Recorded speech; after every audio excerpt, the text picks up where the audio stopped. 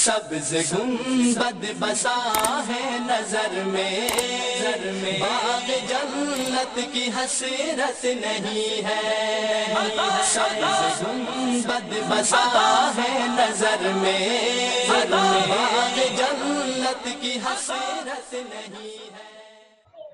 بسم اللہ الرحمن الرحیم، الحمد للہ وکفی وسلام علی عبادہ الذین اصطفی، اما بعد۔ کل ہم نے را اور لام کے قاعدے پڑھے تھے۔ آج انشاءاللہ میم ساکن اور مشدد، میم ساکن اور میم مشدد کے قاعدے پڑھیں گے کہ میم ساکن اور میم مشدد میں کیا ہوتا ہے۔ کچھ چیزیں تو جس طرز پہ ہم لوگ پڑھ کے آ چکے ہیں، وہ جس پر جو ہے گفتگو ہو چکی ہے وہ گزر گئی ہیں، کچھ چیزیں تو وہی آئیں گی، تقریباً چیزیں وہی آئیں گی مگر تھوڑے دوسرے انداز سے۔ میم ساکن اور مشدد کے متعلق فرماتے ہیں اس میں غنہ، اصل میں کچھ چیزوں کو پہلے تمہیدی طور پر بتانا ہے۔ غنہ کہتے ہیں ناک میں آواز لے جانے کو، اور غنے کی مقدار کم از کم ایک الف ہے۔ غنہ ناک میں آواز لے جانے کو کہتے ہیں اور غنے کی مقدار کم از کم ایک الف ہے۔ الف کی مقدار معلوم کرنے کا یہ ایک آسان طریقہ یہ ہے کہ کھلی ہوئی انگلی بند کر لیں یا بند انگلی کھول لیں۔ یہ اب جو ترتیب چل رہی ہے یہ ترتیب لفظ بلفظ حضرت تھانوی رحمۃ اللہ علیہ کی بیان کرتا ہے۔ اس بات کی وضاحت ضروری ہے کہ یہ ترتیب اب جو چل رہی ہے یہ لفظ بلفظ حضرت تھانوی رحمۃ اللہ علیہ کی بیان کرتا ہے۔ تو اس طرح یہ فرمایا غنہ کسے کہتے ہیں اور اس کا طریقہ وغیرہ اور مقدار۔ اب فرماتے ہیں میم مشدد کا پہلا قاعدہ بیان کرتے ہوئے فرماتے ہیں کہ میم مشدد ہو تو غنہ ضروری ہے۔ ہم لوگ یہ پیچھے بھی پڑھ کے آ چکے ہیں کہ میں اس میں ایک بڑی ہیڈنگ ڈالی تھی میں نے اس میں کہ نون میم مشدد میں ہمیشہ غنہ ہوتا ہے۔ اور نورانی قاعدہ جو پڑھایا جاتا ہے تو اس کے اندر تختی نمبر 13 کے اوپر، تختی نمبر 13 کے اوپر صرف ایک یہی لائن لکھی ہوئی ہوتی ہے کہ نون میم مشدد میں ہمیشہ غنہ ہوتا ہے۔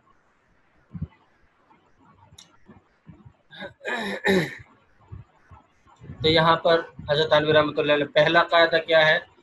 میم مشدد ہو تو غنہ ضروری ہے، جیسے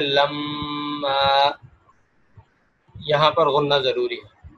نمبر 2، میم ساکن کے بعد اگر میم ہو، یعنی میم ساکن کے بعد اگر دوبارہ میم آ جائے تو ادغام ہوگا، یعنی یہاں پر غنے کے ساتھ ادغام ہوگا۔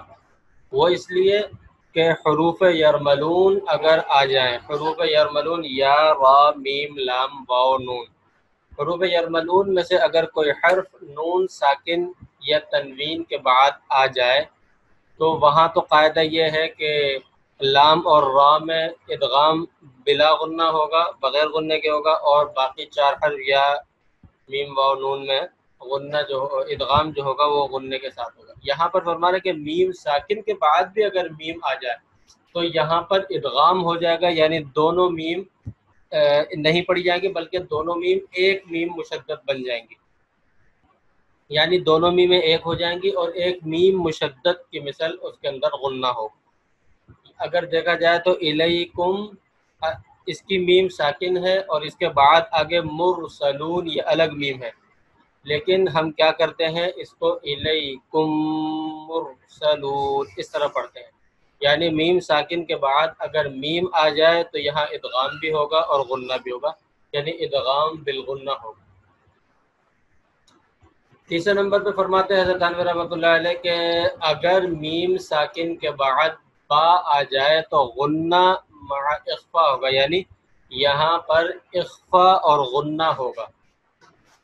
اخفا عموماً اصل میں جو ہوتا ہے وہ غنے ہی کی طرح ہوتا ہے لیکن تھوڑا سا فرق ہوتا ہے، جیسے وَمَن يَعْتَصِم بِاللَّهِ، وَمَن يَعْتَصِم بِاللَّهِ، یہ جو میم کی آواز آ رہی ہے یعتصم باللہ، تو یہ اخفا ہو رہا ہے۔ با آ گیا تو اخفا اور غنہ یعنی اس طرح مل کر ہو رہا ہے ورنہ میم کا اظہار نہیں ہو رہا. میم کا اظہار تو کیا ہے؟ یعتصم، یعتصم، یہ میم کا اظہار ہے، مگر ہم اس کو اخفا کر رہے ہیں. یعتصم باللہ، یعتصم باللہ. چوتھے نمبر پہ فرماتے ہیں اگر میم ساکن کے بعد میم یا با آ جائے، اب میم یا با کے علاوہ کوئی اور حرف ہو تو پھر اظہار ہوگا، یعنی غنہ بھی نہیں ہوگا، اخفا بھی نہیں ہوگا، ادغام بھی نہیں ہوگا، کچھ بھی نہیں ہوگا، بلکہ اظہار ہوگا. جیسے انعمت، انعمت، یہاں پر ہم نہ غنہ کر رہے ہیں، نہ اخفا کر رہے ہیں، نہ ادغام کر رہے ہیں، کچھ بھی نہیں کر رہے. تو چار قاعدے حضرت تھانوی رحمۃ اللہ علیہ نے بیان فرمائے. میم مشدد ہو تو غنہ ضروری ہے، میم ساکن کے بعد اگر میم ہو تو ادغام بالغنہ ہوگا جیسے الیکم مرسلون، اور میم ساکن کے بعد اگر با آ جائے تو اخفا ہوگا جیسے ومن یعتصم باللہ، اور اگر میم ساکن کے بعد میم یا با کے علاوہ کوئی اور حرف آ جائے تو پھر اظہار ہوگا، یعنی میم صاف جس طرح میم پڑھا جاتا ہے جیسے انعمت، اس طرح میم پڑھا جائے گا. اس کے بعد حضرت تھانوی رحمۃ اللہ علیہ نے نون ساکن و مشدد کے قاعدے ذکر کیے ہیں. یہ قاعدے بھی، یہ باتیں جو یہاں پر ذکر ہوں گی، یہ تو تقریباً ساری کی ساری باتیں گزر ہی چکی ہیں، کیونکہ نون ساکن اور مشدد کا عنوان سے اس کی ساری تفصیل بیان کی گئی تھی. حضرت تھانوی رحمۃ اللہ علیہ کی ترتیب کو بھی بطور برکت کے پڑھ لیتے ہیں، کیونکہ انہی کی کتاب سے برکت حاصل کر کے جو ہے کچھ آسان قواعد لکھے گئے تھے، تو اس لیے میں نے چاہا کہ ان کی بزرگ کی برکت حاصل کرنے کے لیے بھی پڑھنا ضروری ہے. نون ساکن و مشدد کے متعلق پہلا قاعدہ حضرت تھانوی رحمۃ اللہ نے ذکر فرماتے کہ نون مشدد ہو تو غنہ ضروری ہے. یہ بات تو پیچھے یہ بات بھی گزر چکی ہے. اس کے بعد فرماتے کہ نون ساکن، اچھا اب نون ساکن اور تنوین سارے قاعدے اسی کے ذکر ہوں گے. نون مشدد کا ایک ہی ہوتا ہے. نون ساکن اور تنوین کے بعد اگر حروف حلقی میں سے کوئی حرف آ جائے تو اظہار ہوگا. نون ساکن اور تنوین کے بعد اگر حروف حلقی میں سے کوئی حرف آ جائے تو اظہار ہوگا، غنہ نہیں ہوگا. اور ناک میں آواز جائے گی جیسے انعمت، انعمت، یا نون کا اظہار ہو رہا ہے، ہم نون کو نہ اخفا کر رہے ہیں، نہ ادغام کر رہے ہیں، نہ غنہ کر رہے ہیں. اسی طرح سواء علیہم، تنوین کے اندر جو نون کی آواز آتی ہے وہ آواز بھی صاف ظاہر ہو رہی ہے. تیسرے نمبر پر فرماتے ہیں نون ساکن اور تنوین کے بعد اگر ان 6 حروف میں سے جن کا مجموعہ یرملون ہے کوئی حرف آ جائے جنہیں حروف یرملون کہا جاتا ہے، کوئی آ جائے تو وہاں پر ادغام ہوگا، یعنی نون ساکن یا تنوین میں جو نون کی آواز آ رہی ہوتی ہے وہ آواز نہیں آئے گی، بلکہ اس کے بعد والے حرف سے ان سے پہلے والا حرف مل جائے گا، اور بعد والے حرف سے مل کر یوں سمجھے کہ نون بھی گر جائے گا اور تنوین میں جو نون کی آواز آتی ہے وہ بھی گر جائے گی. البتہ اس میں تھوڑا سا فرق ہے. وہ فرق یہ ہے کہ اگر ان 6 حروف یرملون میں سے اگر را اور لام آ جائیں تو ادغام بلا غنہ ہوگا، یعنی ادغام بغیر غنہ کے ہوگا. جیسے مل لدنہ، یہاں پر مثال پہ ذکر کی ہے حضرت نے کہ مل لدنہ، لام کی مثال ذکر کی مل لدنہ. ویسے میں نے اپنے رسالے میں جو ذکر کی تھی مر ربک، را کی مثال یہ ذکر کی تھی مر ربک، مر ربک، یہ را کی مثال تھی اور لام کی مثال کے. اچھا یہاں پر چونکہ نون ساکن آ گیا تھا تو اس کے بعد دوسری مثال میں یہ مناسب تھا کہ تنوین سے ہو، تو اس کے لیے پھر میں نے یہ مثال ذکر کی ہے اپنے رسالے میں صفا لا یتکلمون، کیونکہ صفن ہے، اصل تو صفن ہے، تنوین ہے، لیکن وہی چونکہ لام آ گیا ادغام کی وجہ سے وہ یہ ہم اس کو پڑھیں گے صفا لا یتکلمون.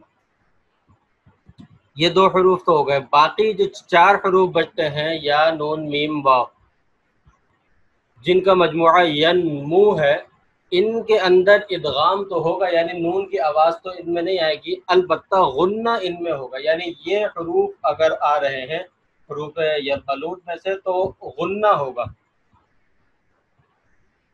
جیسے یعنی اسے ادغام مع الغنہ کہتے ہیں، جیسے من یؤمنو.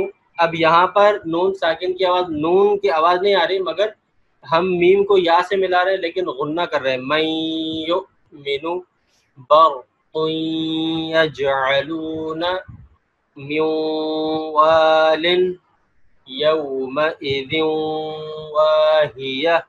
بلکہ میں جو دوسری میں نے مثالیں اپنے رسالے میں ذکر کی ہیں وہ بتا دوں، کیونکہ وہ چاروں کی ایک ایک مثال ہے. ایک تو مثال یہی ہے من وال، واو کی مثال ہے. ایک مثال ہے من نہیں من نصیر، یہ نون والی مثال ہے من نصیر. ایک نون کی صرف آواز آ رہی ہے، دوسرے نون کو چھوڑ دیا ہم نے اور غنہ ہو رہا ہے. اور واو کی ہو گئی، نون کی ہو گئی. اور من یخشا، یہ یا کی مثال ہو گئی من یخشا. اور بلکہ یہاں پر بھی یا کی مثال برق یجعلون، یہ یا کی بھی مثال ہو گئی. اور اسی طرح یہ مثال زیادہ بہتر اس کے مقابلے میں، وجہ اس کی یہ کہ یہ تنوین کی بھی ہو گئی، تنوین کی بھی ہو گئی اور یا کی بھی مثال ہو گئی.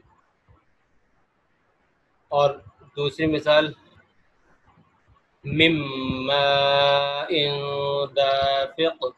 مم، یہاں پر من ہے، آگے میم آ رہا ہے ماء، میم کی مثال لگ گئی تھی تو مم ماء دافق. تو یہ اس طرح یہاں پر ینمو جس کا مجموعہ ہے، ان چار حروف ادغام، حروف یرملون میں ادغام بالغنہ ہوگا. باقی جو دو ہیں را اور لام، ان میں ادغام بلا غنہ ہوگا. آگے حضرت تھانوی رحمۃ اللہ علیہ فرماتے ہیں، اور وہ بات یاد رکھنی ضروری ہے کہ فرماتے ہیں کہ اس ادغام کی شرط یہ ہے کہ نون اور یہ حرف جو حروف ادغام آ رہے ہیں یہ ایک کلمے میں نہ ہو. یہ ایک کلمے میں ہوں، یہ نہ ہوں، غلطی سے لکھا گیا ہوگا. ان کی شرط یہ ہے کہ یہ ایک کلمے میں ہوں. اگر یہ الگ الگ کلمے میں ہوں گے تو پھر یہ حکم نہیں ہے. جیسے آگے فرماتے کرے اگر ایک کلمے میں نہ ہو تو اس صورت میں پھر اظہار ہوگا، جیسے دنیا قن. مثال تو یہ ایک ہی کلمے کی ذکر کی ہے. ہاں صحیح ہے، یہاں پر ہاں ٹھیک ہے، بلکہ یہاں پر شرط یہ ہے اس ادغام کی، وہ جو شرط میں الگ الگ کلمے کی بتا رہا ہوں بلکہ وہ را ساکنہ کی، وہ را کے موٹے ہونے کی تھی جو کل گزری. یہاں پر ادغام کی شرط حضرت علیہ رحمۃ اللہ فرماتے ہیں کہ یہ شرط یہ الگ الگ کلمے میں ہو، یعنی جو نون ساکن یا تنوین وہ الگ کلمے میں ہو اور حروف یرملون یہ الگ کلمے کے اندر ہوں. تو یہ شرط حضرت تھانوی رحمۃ اللہ علیہ نے بیان فرمائی. فرماتے کہ اگر یہ ایک ہی کلمے میں ہوں گے تو پھر ادغام نہیں ہوگا بلکہ اظہار ہوگا، یعنی نون کو اسی طرح پڑھا جائے گا جیسے دنیا قنوان صنوان بنیان. یہاں پر کئی ہم ادغام نہیں کرے، ہم دنیا غننے کے ساتھ نہیں پڑھے، قنوان اس طرح نہیں پڑھے، بلکہ ہم ان کو فرماتے ہیں کہ تمام قرآن میں اس قاعدے کے، یعنی ادغام یہ جو شرط بیان کی ہے دونوں ایک ہی کلمے میں نہ ہو. فرماتے ہیں تمام قرآن پاک کے اندر اس قاعدے کے یہی چار الفاظ ہیں. اس کو اظہار اور اظہار مطلق کہتے ہیں. آگے چوتھے نمبر پر بیان فرماتے ہیں نون ساکن اور تنوین کے بعد اگر حرف با آئے تو اس نون ساکن اور تنوین کو میم سے بدل کر غنہ اور اخفے کے ساتھ پڑھیں گے. یعنی نون ساکن اور تنوین کے بعد اگر با آ جائے تو اخفا کیا جائے گا اور وہ نون ساکن یا تنوین کی آواز میم سے بدل کر آئے گی، جیسا کہ اور اس بدلنے کو اقلاب کہا جاتا ہے. جیسا کہ من بعد، اس کو قلب بھی کہتے ہیں اور اقلاب بھی کہتے ہیں. جیسے مم بعد، یہاں پر چھوٹا سا میم لگا ہوا نظر آ رہا ہوگا آپ کو، اور قرآن پاک میں بھی لگا ہوا ہے، جیسے سمیع بصیر۔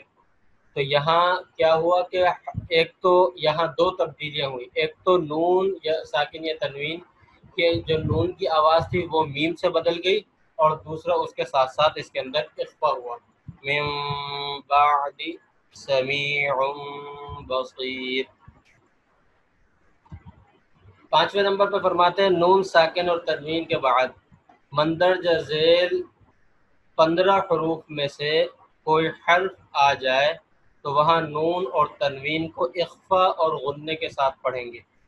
یہ اخفا اور غننے کے ساتھ لکھتے ہیں، وہ یہ اس لیے لکھا ہے حضرت تھانوی رحمۃ اللہ علیہ نے تاکہ سمجھنے میں آسانی ہو، لیکن یہاں پر اخفا ہوگا کیونکہ اخفا غننے کے بالکل قریب ہوتا ہے، اس لیے سمجھنے میں آسانی کے طور پر حضرت تھانوی رحمۃ اللہ علیہ نے لکھا۔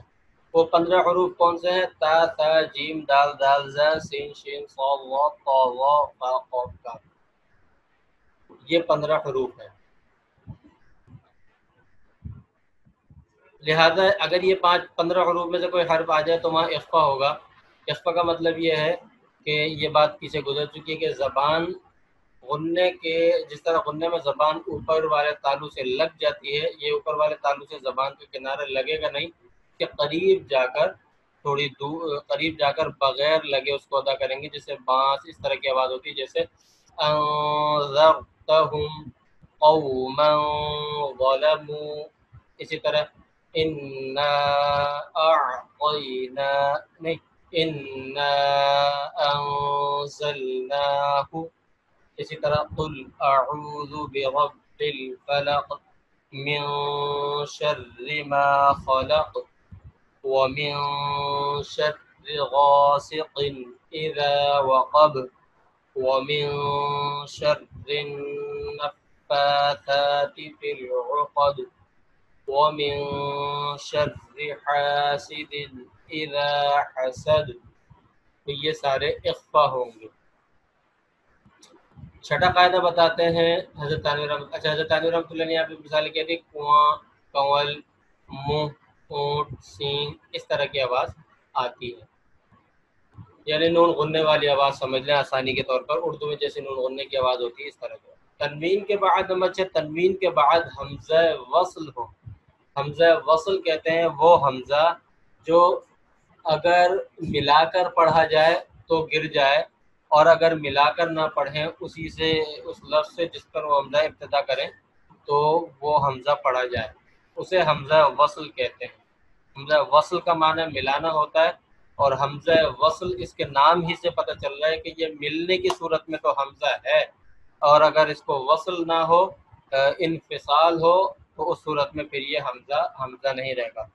اگر حمزہ وصل ہو، تنوین، نون ساکن یا تنوین کے بعد اگر حمزہ، تنوین کے بعد اگر حمزہ ہو، نون ساکن نہیں بلکہ تنوین کے بعد اگر حمزہ ہو، حمزہ وصل ہو، تو وہاں ملا کر پڑھنے کی صورت میں ایک نون کے نیچے ایک نون چھوٹا سا لگا کر اور اس کے نیچے ایک زیر لگا کر اس کو اگلے حروف سے ملاتے ہیں، جیسے وَيْلٌ لِّكُلِّ هُمَزَةٍ لُمَزَةٍ الَّذِي، ہم وقف کریں گے تو الذی پڑھیں گے، ملا کے پڑھیں گے تو یہ حمزہ نہیں ہوگا، حمزہ گر جائے گا۔ تو پھر لمزتن، کیونکہ اس کے نیچے زیر ہے، تنوین ہے، اس لیے جب ہم اس کو پڑھیں گے تو لمزتن الذی پڑھیں گے۔ اس طرح کے قاعدے، جیسے میں نے سورہ اخلاص کے اندر انہوں نے سوال کیا تھا، ایک معلمہ نے سوال کیا تھا تو میں نے سورہ اخلاص پڑھ کر بتائی تھی، میں نے کہا یہاں پر لگی ہوئی بھی نہیں ہے، بہت سے لوگ یہ سن کر بدعت بھی جاتے ہیں کہ یہ ایسے کیوں پڑھ دیا۔ میں نے ان کو یہ اس وقت یہ بتایا تھا کہ یہ قاعدے کے تحت آ رہا ہے، یعنی وَيْلٌ قُلْ هُوَ اللَّهُ أَحَدٌ اللَّهُ الصَّمَدُ۔ لہذا یہاں تک آج اتنا ہی میں سمجھتا ہوں کافی ہے کہ میم کے قاعدے اور نون ساکن و تنوین کے قاعدے۔